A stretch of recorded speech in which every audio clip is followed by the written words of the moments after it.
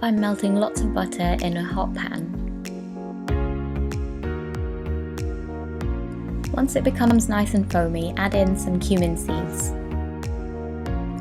The next ingredient is lots and lots of crushed garlic, finely chopped red chilies,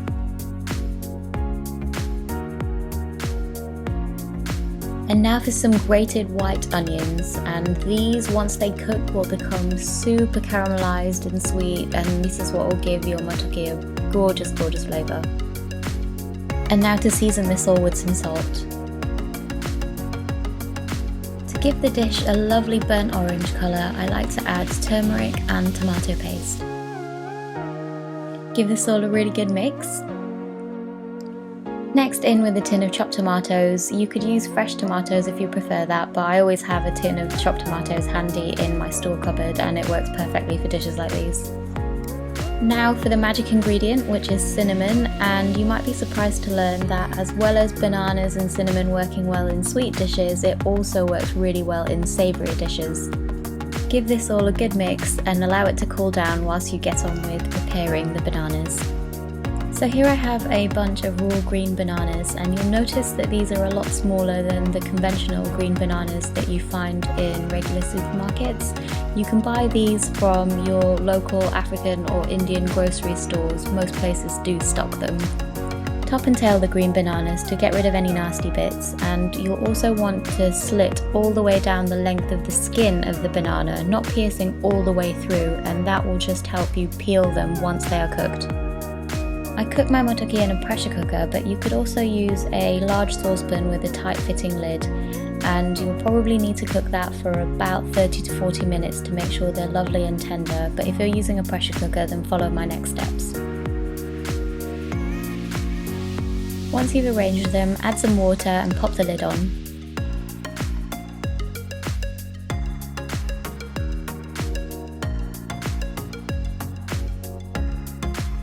Let this cook on a high heat for 4 whistles.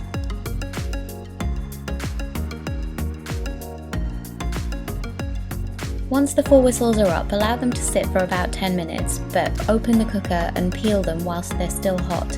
And the reason for doing this is because the bananas are full of starch, and we want to make sure that they're peeled and mashed very quickly to avoid any lumps.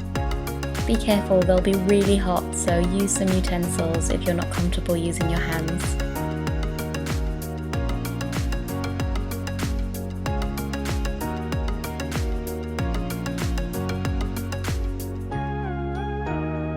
As you'll see, we've got a nice, smooth and uniform texture and no huge lumps, which is really important for this dish, so make sure you do mash them whilst they're still piping hot. Add the mashed green bananas to the cooked sauce mixture and pop it on a high heat for about 15 minutes, and you'll want to stir this all the time to make sure that the mixture doesn't stick at the bottom of the pan. You'll know it's ready once the oil starts to pool around the sides of the mash and come away from the pan. Garnish with chopped coriander and freshly ground black pepper, and I always like to top it off with some extra butter as well. And I serve them with soft layered chapatis. I hope you enjoy. Subscribe for more vegetarian comfort food recipes, and make sure you hit the bell icon to be notified whenever I upload a new recipe. Thanks for watching.